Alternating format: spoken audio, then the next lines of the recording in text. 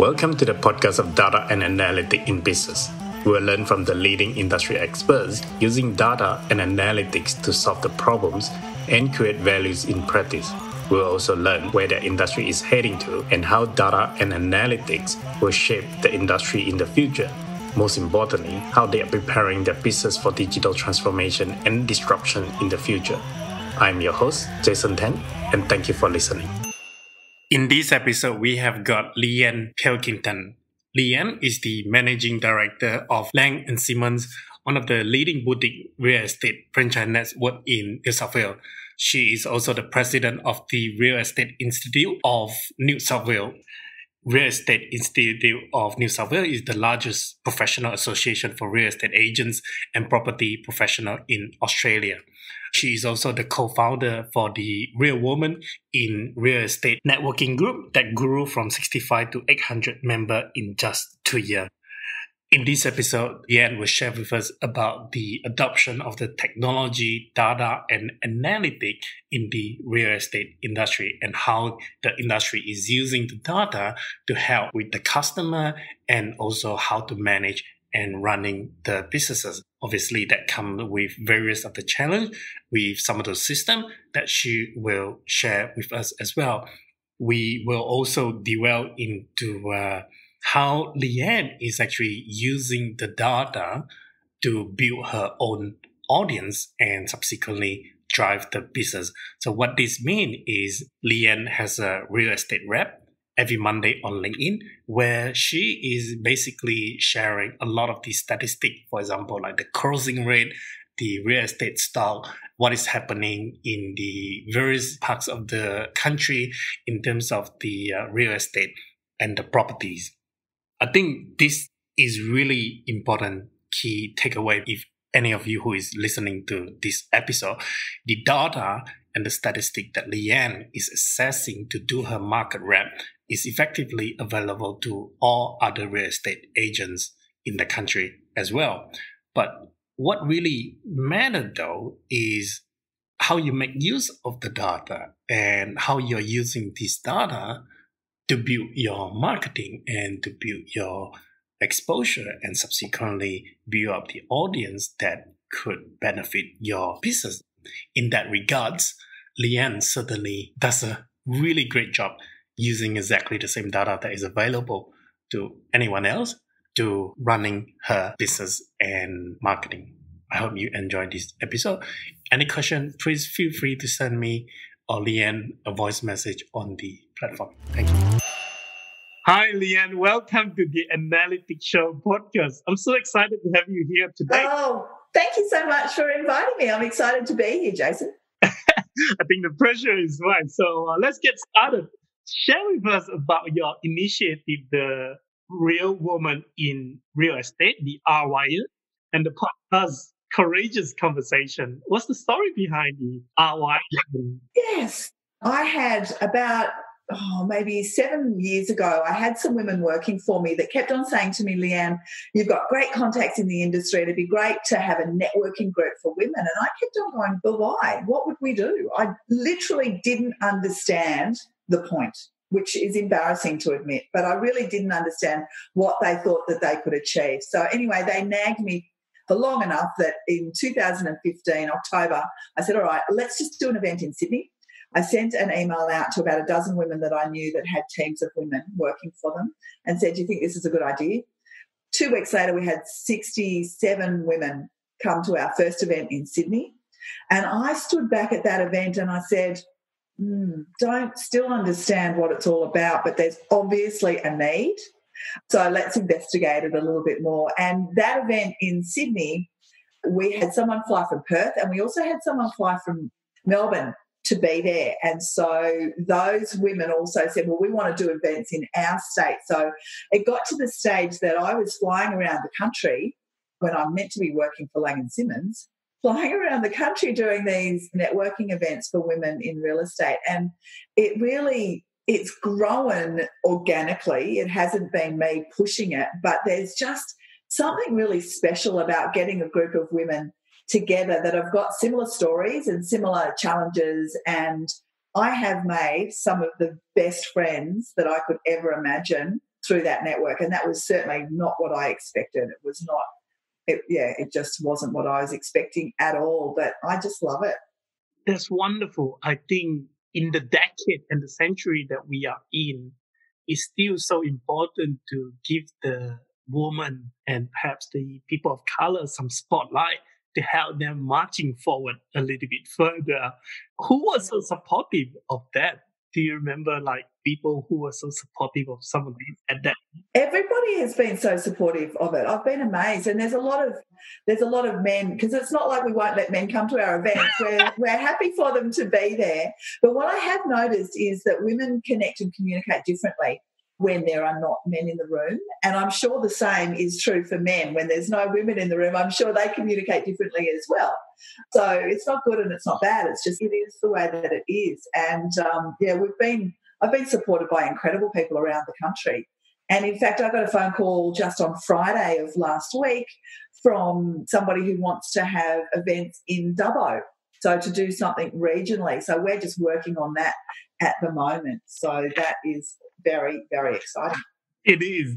Tell us a bit more about your role of Managing Director at one of the leading real estate franchise network in Australia. What are your major responsibilities? So, at Laing+Simmons, I've been at Laing+Simmons, would you believe, for 25 years. I started as the franchise administrator and then was promoted a few times, and I've been managing director since 2015. And my role is really diverse. I get to go out and visit with my franchisees. I get to help them set the goals for their businesses and sometimes keep them on track for those goals, so that there are some businesses that I sit as, I chair their board, if you like, to help them just stay on track.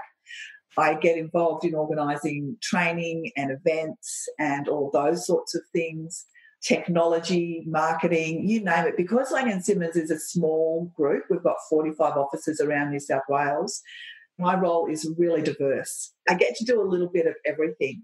And, of course, I also go out and speak to people who are wanting to become Laing+Simmons officers. So that's probably one of my favourite things, is talking to people who are going to start new businesses. I help them with their social media. I go out and do things like this, in fact, on Facebook and LinkedIn to give people confidence to actually just turn the camera on and start talking. So, it's a great job. Obviously, I wouldn't have been there for 25 years if I didn't love it. Yeah, I want to highlight that you were also the first female managing director in New South Wales for the franchise as well. Yeah, I was, absolutely. There's certainly been a couple more in recent years. But, still in real estate, 57% of the employee or the people in the industry are women, but at a leadership level, we're not as well represented as I would like. What is one thing that you would share with anyone that is the most important factor that led to the success to be the first female managing director in New South Wales? Wow. Well, there's probably lots of things. There's a lot of hard work, that's for sure. But one of the lessons that I learned really early in my career, when Laing+Simmons was sold back in 1997, and it wasn't until after the sale that the new owners actually said to me one day, Leanne, when we were buying the business, the outgoing owner said, whatever you do, make sure you keep Leanne because she's the one that's running the business. Now, I wasn't the boss at that stage. I was the franchise administrator. And so what I learned from that was it was the things that I did when I didn't realise anybody was watching me that actually started me on my own leadership journey, because I didn't even know the man who owned Laing+Simmons at that time owned a series of different businesses, and I had no idea that he even knew what I did every day, yet he identified me as a key person in that business. So that was a really big lesson to me, that people really do often see what you're doing even when you don't realise it. Couldn't agree anymore. So you have been doing quite a lot for women in real estate through RY. What about the Real Estate Institute of New South Wales? I know you just got continue for another 2 or 4 years. Another 2 years, yeah. So I'm the second female president in over 110 years in the Real Estate Institute, and I'm the first president that they've ever asked to stay on for a second term. So I'm almost halfway through my second term. So I've been president for nearly 3 years. And one of the things that I am passionate about is increasing the female representation on our board at the REI. And I said, it never occurred to me that I would ever be president of the Real Estate Institute. Didn't even occur to me that I would be on the board. I never gave any thought to the fact that people would value my voice in that. I mean, I don't know. I just never thought about it, to be honest. And so we have a Women on Boards breakfast every year. And in fact, it was just last week. And that is my way of encouraging women to put their hands up and say, yeah, I'd like to be part of the board of the REI. And so we just talk about what the responsibilities are, what you need to be careful of, how you need to go about it, that sort of thing. And it's just my way of saying, I see you and I want you to be part of it. So, you've got value to add. You've got a voice that is worthy of being heard. So put your hand up and come and be part of it. So women, I think, in general, are just so busy getting on doing what it is that they have to do that they don't necessarily look for more things. Their egos don't usually need them to be seen in the way that men like to be seen. Is that cheeky of me to say? No, I don't think so. I think it's probably more of the nature of the personality and also the impression the expectation that sometimes that society plays on us as we grow up. And I think that is probably, to me, the way I look at it is like, how can we shape the society to change that whole perspective? Because it is not the expectation that we want to place on the individual that is stopping them to achieve what they are able to achieve more. The other thing is that men look at a job, for example, and they just look at it and go, yeah, I can do that. I'll have a crack. Whereas women need to be 100% sure that they can do every single thing that is required. And so we just have a very different way of looking at things. I, for one, am one of those people that just go, yeah, I can do that. And I just learn how to do it on the fly. It's like when I first started doing podcasts. It's like, yeah, sure. How hard can that be? You just learn as you go along, right? I agree. Now, on that note, is there any nuances for the woman in the property industry, though? Because to some extent, it seems like property industry is still a little bit more running by the men. So what are the things that women have to do in order to stand out, or the challenges that... Well, yeah, it's interesting because women are incredibly good real estate agents. It's not to say that men aren't, but women are really good at it. But women often are not as driven by the deal. So men can be very driven by the dollar and the deal and like next. Women are more driven by the relationships and the people they can help. And so often the women will be a really good agent, but they won't write the massive numbers that some of the men do because they're not driven to do it that way. And so I think everybody's version of success is different, and that's okay.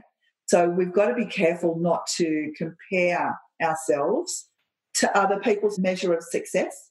And so also when it comes to business ownership, that's a risky venture. And again, women are not always as comfortable with taking risk as men are. I hate to generalise.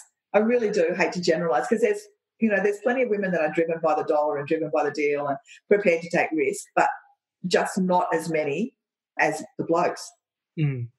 Well, let's shift our discussion towards the technology and the data and analytics now. So you have been through all the changes in the industry for decades. What are your thoughts on the technological adoption within the industry? You know what? It makes me laugh so much. I had a call yesterday from one of my agents saying, Lee, I'm so excited. We're using QR codes for people at open homes. And it's like, awesome. But, that technology has been around for how many years now? I think at least a few decades. It started in Japan. Yeah. It took off really well in Japan, but not the rest of the world. And then China took it up, go crazy about it. But then I think we started to see the adoption of the QR code in the rest of the world right now. I know. Thank you, COVID. Yeah, we've been using it to check into restaurants and places, haven't we, for the last little while? And the other thing, Zoom, obviously, is just, we're all loving Zoom, aren't we? Where I'm on Zoom all day, every day. And I think that will stay. You know, I sit on a couple of boards and I think it's unlikely that I will be travelling to board meetings like I used to, because there's no need, right? So Zoom is really effective for that. The other thing that made me laugh was the auction technology. So on the Thursday, we were told that we can't do live auctions. And, of course, the auctions were on Saturday. So the agents had 2 days to get comfortable with online auction technology, which had been around for a number of years, but agents weren't using it. And so I'm checking in online on that first Saturday, and you've got auctioneers calling a sale, but you can only see from their belly button to their chest because the camera's in the wrong spot. So there were lots of technical hitches for the first week or two, but we've adapted pretty quickly. I think the real estate industry, as old-fashioned as we are, we're very resilient and we do adapt quickly. And so hopefully some of the technology that we've been forced to use, like, for example, doing remote property inspections for tenants, for example, there's no reason why you can't continue to do that. So I think there's a lot that we've learnt that we've been forced to change because of COVID, which is just absolutely hilarious, to be honest. Speaking of that auction through remote, I suppose the challenges is how does the auctioneer read the room and get the energy to build up and get people to excited, because like it or not, sometimes people are driven by the emotion, people are driven by the peers. Given that it was remote, it created that sort of challenge. How did you're absolutely right. That does create more of a challenge. So some of the auctions that I watched, they were like this, and there were lots of faces. So the auctioneer could sort of still see people, but if they don't have their video on, it makes it very hard. And so for most of my agents, they've sort of said to me that they will use the technology to allow buyers that wouldn't normally be able to get to the auction to still bid, but they still prefer to actually be on site or in rooms where the auctioneer can actually build the tension and the competition and all of that stuff. So, yeah, you're right. I think it's just an added service rather than changing the way we do it. So in recent time, the use of the property data and business intelligence service provider like CoreLogic has increased significantly in the industry. So how does it benefit the real estate agents and consumer as a whole? Yeah, in a lot of ways. There's been a lot of conversation during COVID around the prices falling. The CBA came out and said there could be a 32% drop in prices. And so everybody panics, right? But what I've been doing, I do a real estate wrap every Monday morning, and I just share a video with talking about the data from the weekend. It's the real numbers. It's not me putting a real estate spin on how good or bad or whatever the market is. It is the real numbers. And we know that a 65% and upwards clearance rate is typically a rising market.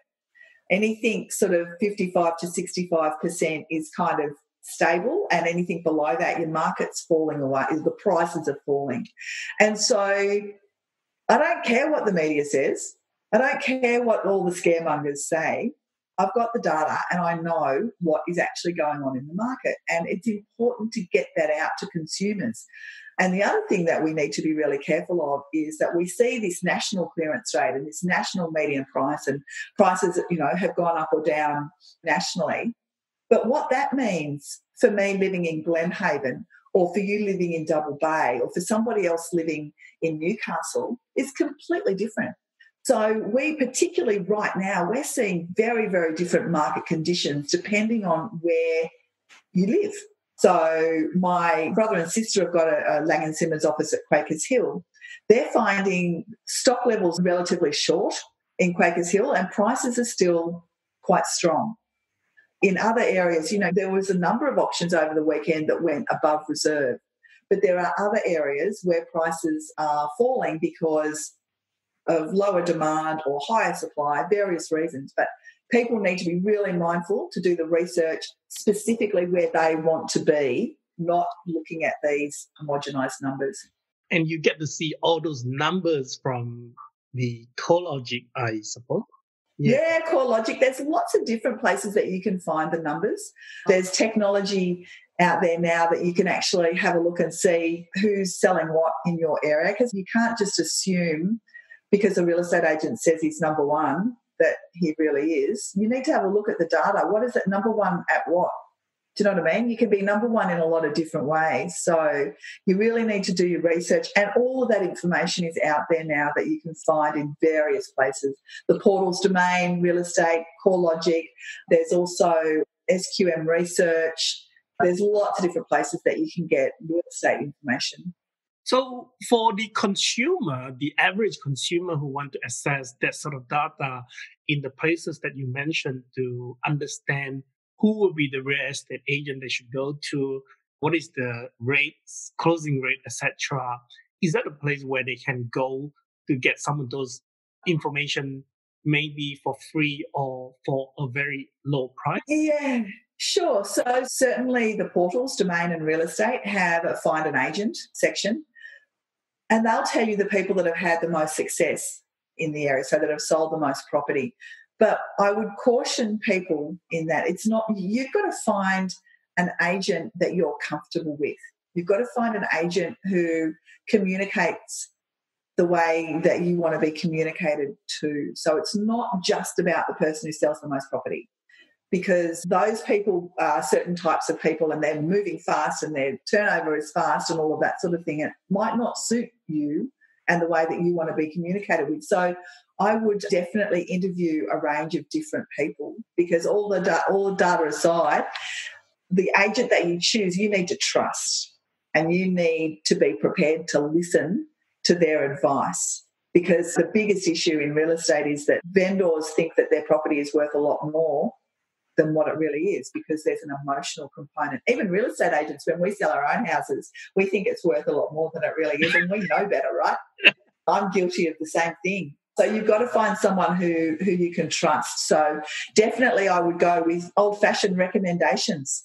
Your neighbours or your family or your accountant or your solicitor or those kind of people that have had a good experience with an agent in the past. That goes a long way. But, of course, the data is there to be found as well. Wonderful. So we spoke a bit about the CoreLogic, the data from the CoreLogic, the property data. We also talked a little bit about the remote inspection being used at this time to help with the property inspection. Now, my question then is, there is just so much of this data now being generated that can be used. My question, though, is, do you think real estate as an industry as a whole, have they done enough in adopting the data and analytics, like the banks or like other industry, using the data and using the analytics to run their businesses or to improve the customer experience? Yeah, it's a really good question. Yeah, it's a really good question.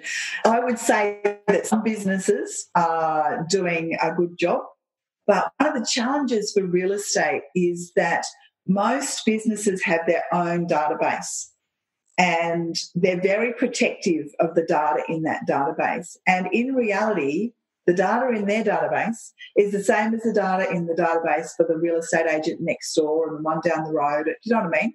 All got pretty much the same data. But because they won't open it up and they won't share it, it's more limited what they can achieve with that data.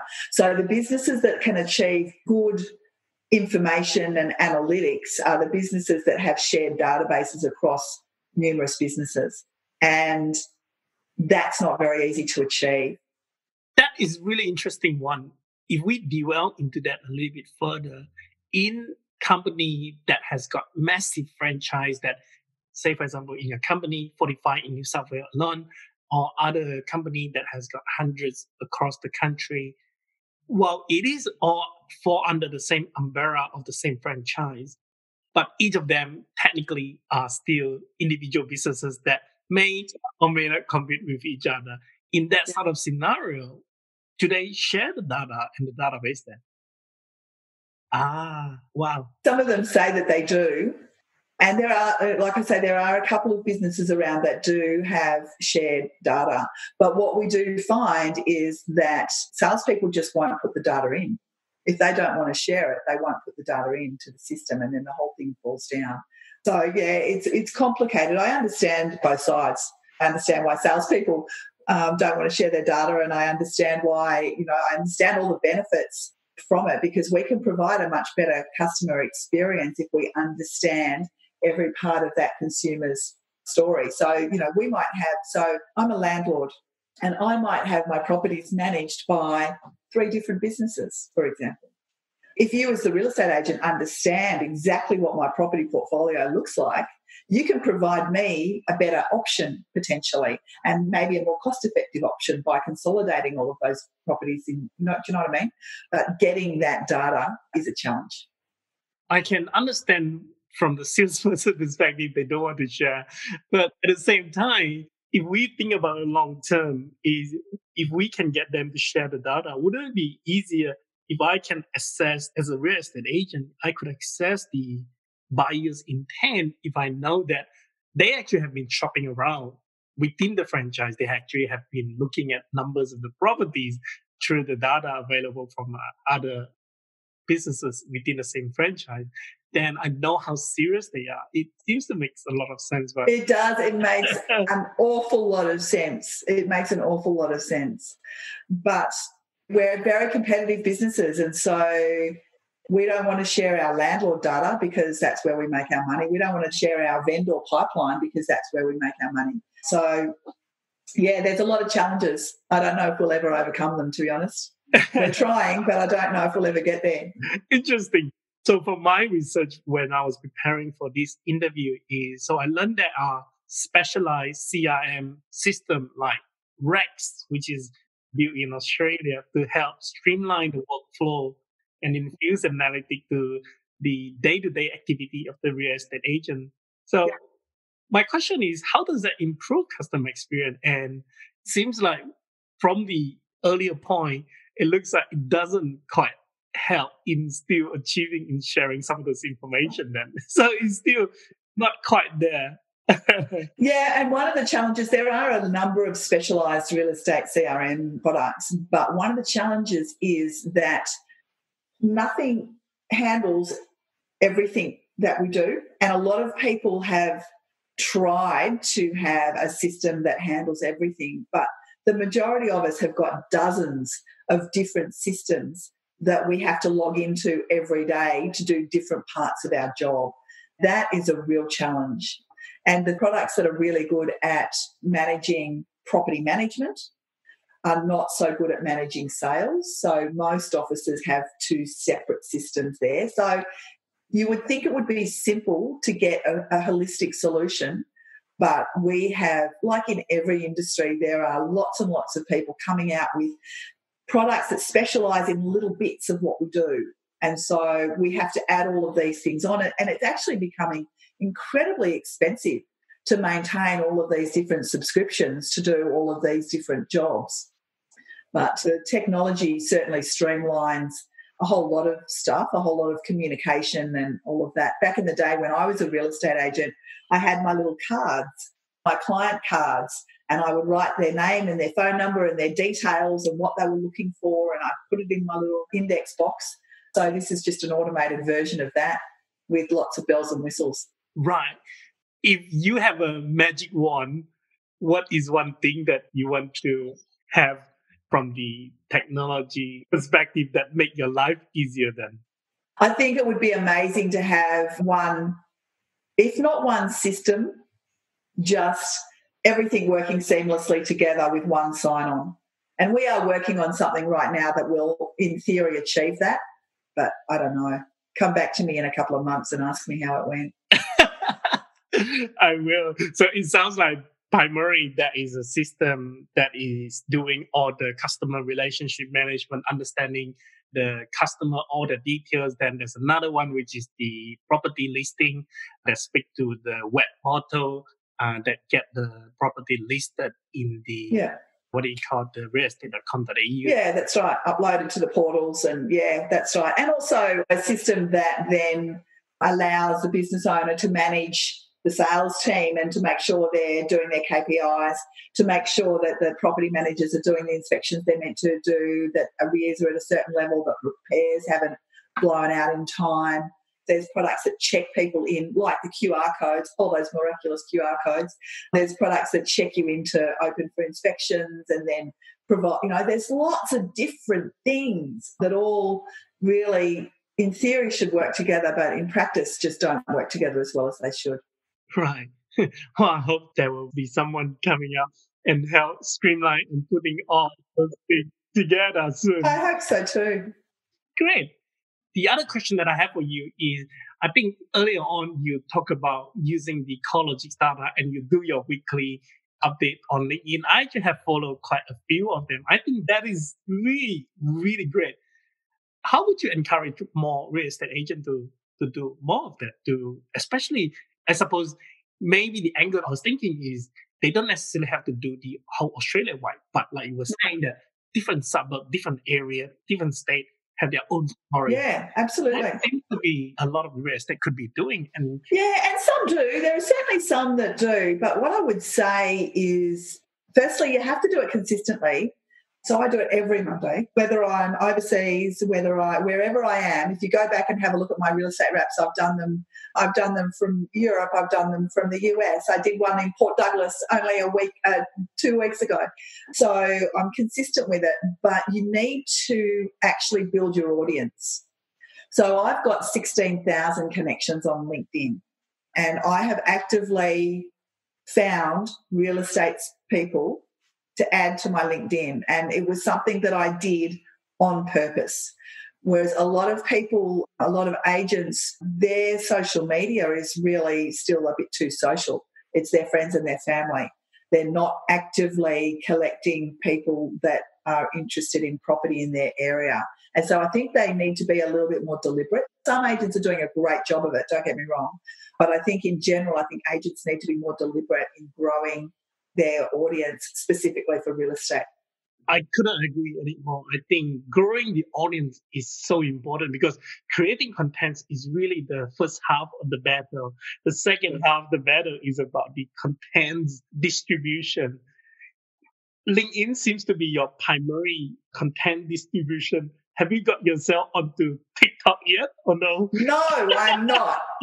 I've got a 6-year-old niece and she did get me to download TikTok, and then with all of the concerns about privacy, I deleted it a couple of weeks ago. So, no, I am TikTok free. I do use Facebook, but Facebook is more sort of just social for me. And I also use Instagram as well. So I do post my real estate wraps up on Instagram as well. But yeah, LinkedIn is probably where I post the most.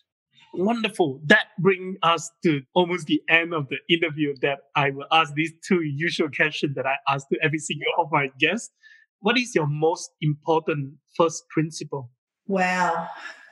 Certainly from when I started to get a little bit more of a higher profile within the real estate industry, I had a lot of people criticising me. And I got some really good advice from a good friend of mine who said, if you don't value the person, don't value the feedback. So if it's somebody you wouldn't ask advice from, don't take the criticism from them. So you'll never make everybody happy. That was something I learned 25 years ago when I first became a franchisor. You will never make everybody happy, and you've just got to know in your heart that you are doing things for the right reasons and you're doing the best that you can, and then don't take the negative stuff from people who you don't know or you don't value. It's better to have 100 true followers instead of 1,000 people Absolutely. left and right at you. Yeah, some people like to build themselves up by tearing you down.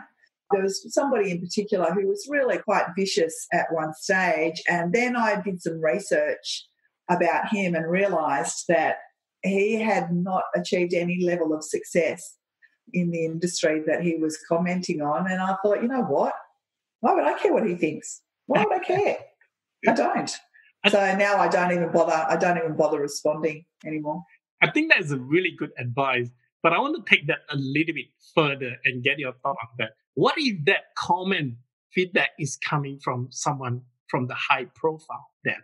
Yeah, so if you value the person, then I think you've got to have a look at the feedback. just got to have a look and see where it's coming from. And so everybody has a different perspective, right? We all look at things very differently. We all want to do the right thing by and large, but where people differ is we all think the right thing is something different. So I think you've just got to have a look at the feedback, understand where it's coming from, and then maybe take it on board if you think there's value in it. And if there's not value in it, then let it go. I agree. What is one book that you have read and thought it would have been better for your younger self to have? Yes, well, I knew you were going to ask me that question, so I went and pulled it out of my library. And I know it's back the front there, but it's called Fierce Conversations by Susan Scott.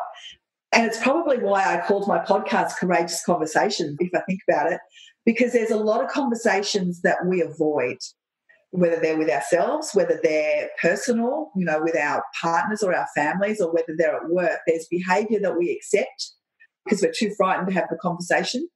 That book gives some really good frameworks around having a fierce conversation. So it doesn't have to be conflict, it doesn't have to be aggressive, but it does take some courage, right, to have that conversation, and you always end up in a better place on the other side. So I think I would have liked to have read that maybe 20 years ago so that I was braver to have some conversations that I avoided when I was younger. Wonderful. Thank you so much, Leanne, for coming onto the show and sharing some of the technology and how you guys are using the data to keep the market up to date. I hope you will find some magic one very soon. But thank you so much for sharing all this knowledge with us. That's my absolute pleasure, Jason. Thank you so much for having me. Thank you.